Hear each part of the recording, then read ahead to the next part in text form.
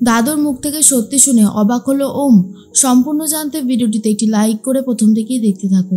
গল্পের শুরুতেই দেখা যায় ইচ্ছে করে তো অভি ভণ্ড সাধুর ছদ্মবেশে চলে এসেছে ঘোষবাড়িতে। এসেই বসুদাকে বার করার প্ল্যান করতে থাকে আর বলে এই রোহিণীর বিপদ এড়াতে হলে এই মহিলাকে আগে বাড়ি থেকে বার করতে হবে, না হলে কিন্তু কোনোভাবেই রোহিণীর বিপদ এড়ানো যাবে না।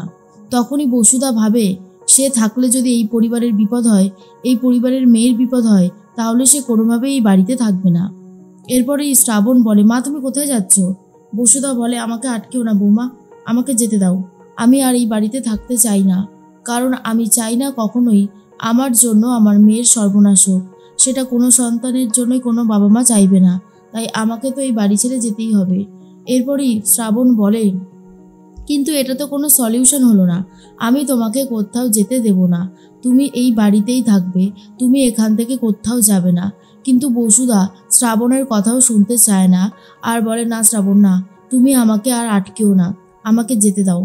কারণ আমি যদি এই বাড়িতে থাকি তাহলে রোহিণীর অনেক বড় বিপদ হবে আর আমি সেটা কোনোভাবেই মেনে নিতে পারবো না, তুমি আমাকে যেতে দাও। তখনই রোহিণী মনে মনে ভাবে কি যে হচ্ছে এই বাড়িতে বুঝতে পারছি না। এর মধ্যেই বৃষ্টি তখন এসে শ্রাবণের সাথে কথা বলে আর বলে শ্রাবণ তুই এই পরিবারকে সব এক সূত্রে বেঁধে রাখতে চেয়েছিলিস না, কিচ্ছু করতে পারবি না। হ্যাঁ, কিচ্ছু করতে আমি তোকে দেব না, দেখ না তোকে কিভাবে আটকাই। এই তো সবে শুরু হলো তোর পতন, মাসিমা এই বাড়ি থেকে বেরিয়ে গেলেই তোর পতন অনিবার্য, বুঝেছিস? তখনই শ্রাবণ বলে দিদি তুই নিজের সংসারে যদি এতটা নাক গলাতিস তাহলে ভালো হতো, আমার সংসারে নাক গলাতে এসে তুই যে বিপদে পড়বি সেটা তুই নিজেও ভাবতে পেরেছিলিস বলতো? এরপরে বসুদাকে আটকে দেয় শ্রাবণ আর বলে দাঁড়ান মা, তুমি কোথাও যাবে না। কোন হরিতকি বাবা এসে কি বললো সেটা আমার যায় আসে না। এই পরিবারের মেয়ে রোহিণীর যদি কোনো বিপদ আসে, তার বৌদি ভাই আর তার মা দুজন মিলে একসাথে ঢাল হয়ে দাঁড়াবে। কারোর কোনো বিপদ আমি হতে দেব না, কিন্তু তুমি এখান থেকে কোথাও যাবে না, তুমি এই বাড়িতেই থাকবে। আর তখনই শ্রাবণকে বৃষ্টি বলে আচ্ছা শ্রাবণ, যদি রোহিণীর ভালো মন্দ কিছু একটা হয়ে যায় তখন কি তুই নিজেকে সামলাতে পারবি বলতো? হ্যাঁ, পারবি নিজেকে সামলাতে? মাসিমা যখন যেতে চাইছে তখন তাকে যেতে দে, বুঝতে পেরেছিস? তুই এইরকমভাবে তাকে আটকাস না, যেটা করছিস সেটা ভালো করছিস না। আর তখনই শ্রাবণ বলে দিদি এখানে তো আমি আমার পরিবারের সবার সাথে কথা বলছি, তুই এর মাঝখানে কেন ঢুকছিস আমি তো বুঝতে পারছি না। এটা তো আর তোর সংসার না, তুই এই পরিবারের আত্মীয়, আত্মীয়র কথার দাম নিশ্চয়ই পরিবারের সদস্যদের থেকে বেশি হবে না। এরপর বৃষ্টি বলে শ্রাবণ তুই আমাকে এইভাবে অপমান করছিস।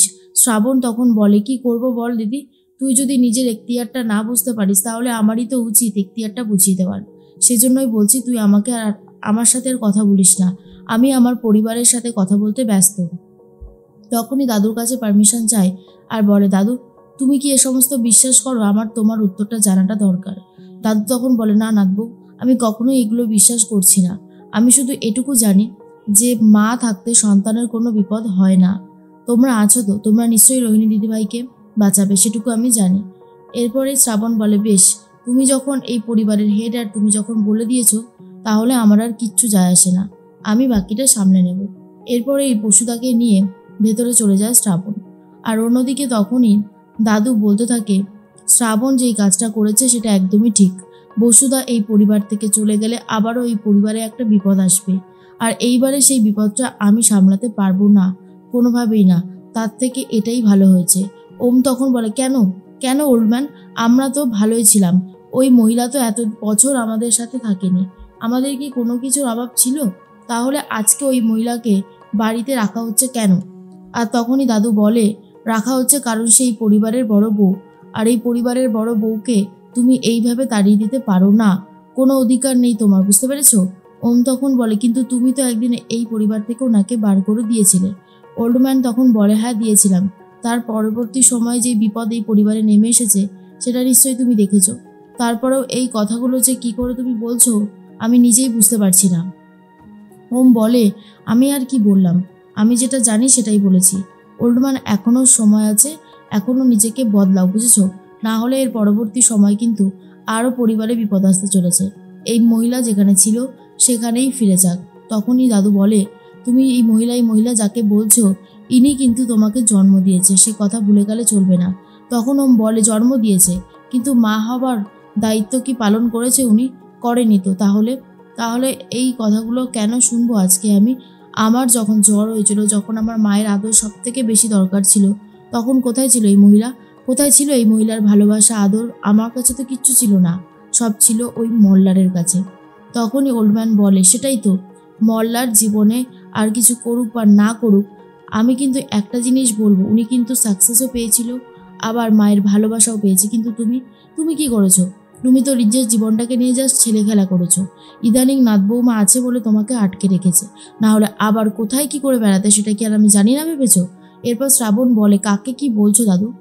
আমি জানি মিস্টার ঘোষ এগুলো কখনোই স্বীকার করবে না।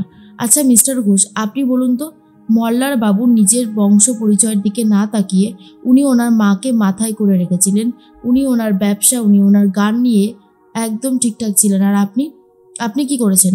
আপনি শুধু মাকে অপমানই করেছেন। মায়ের ভালোবাসার যোগ্য জবাব আপনি দিতে পারেনি। আপনি যদি মাকে ভালোবাসা দিতেন তাহলে বুঝতেন মা আর ছেলের বন্ডিংটা ঠিক কেমন হয়। সব থেকে বড় কথা, মা যদি ধরে নিলাম অন্যায় করেছে, আপনি অন্যায় করছেন, মাকে তো জানা তাই বলে অপমান করেন। ওল্ডম্যান তখন বলে, একদমই তাই, বসুদাকে তো আমি বাড়ি থেকে বার করে দিয়েছিলাম। বসুদা মল্লারকে নিয়ে বারবার এই বাড়িতে ঢুকতে চেয়েছিল, কিন্তু আমি ওকে রাগে জেদে অপমান করে এই বাড়ি থেকে বার করে দিয়েছি। আর কি করে ও তোমাদের সাথে থাকতো বলো? এই অন্যায়টা তো আমি করেছি। আজ যদি আমি অন্যায় করি, আমি যদি ক্ষমা চাই, তাহলে তোমরা কেন পারছো না? বিশেষ করে তুমি। রোহিণী দিদিভাই কথা বলছেন একরকম, কিন্তু তুমি যখনই কথা বলছো তখনই ওনাকে জানা তাই বলে অপমান করছো। তুমি হয়তো ভুলে যাচ্ছ যে উনি তোমার মা হয়। আর তখনই ওম বলে, দেখো ওল্ডম্যান, আমার এসব জানার দরকার নেই। আমি যা জানি সেটাই আমার কাছে অনেক। সব থেকে বড় কথা হলো, উনি আমার মা হলেও মায়ের দায়িত্ব পালন করেননি। শ্রাবণ বলে, আপনি কি করেছেন? আপনি ছেলে হয়ে কতটা দায়িত্ব পালন করেছেন? কি হলো, উত্তর দিন। উত্তরটা আমার জানাটা দরকার মিস্টার ঘোষ, যে আপনি ছেলে হয়ে কতটা দায়িত্ব পালন করেছেন। আপনি তো মাকে চরমভাবে অপমান করে গেছেন, অপমানের পর অপমান করেছেন, আর এখন এই সমস্ত কথা বললে হবে? তখনই ওল্ডম্যান বলে, আমি বলি কি নাতিবাবু, এখনও সময় আছে, তুমি নিজের ভুলটা শুধরে নাও, তুমি তোমার মায়ের সাথে থাকো, মায়ের ভালোবাসা পাও, দেখবে জীবনটা ধন্য হয়ে যাবে। যেটা আগে করতে পারোনি সেটা এখন করতে সমস্যা কোথায়? আমি তো বলছি আমি অন্যায় করেছি। আমি বসুদা আর শিবকে বাড়ি থেকে বার করে দিয়েছিলাম।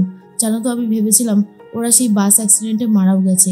তারপর থেকে নিজের জেদকে আমি অনেক বেশি কন্ট্রোল করে নিয়েছিলাম।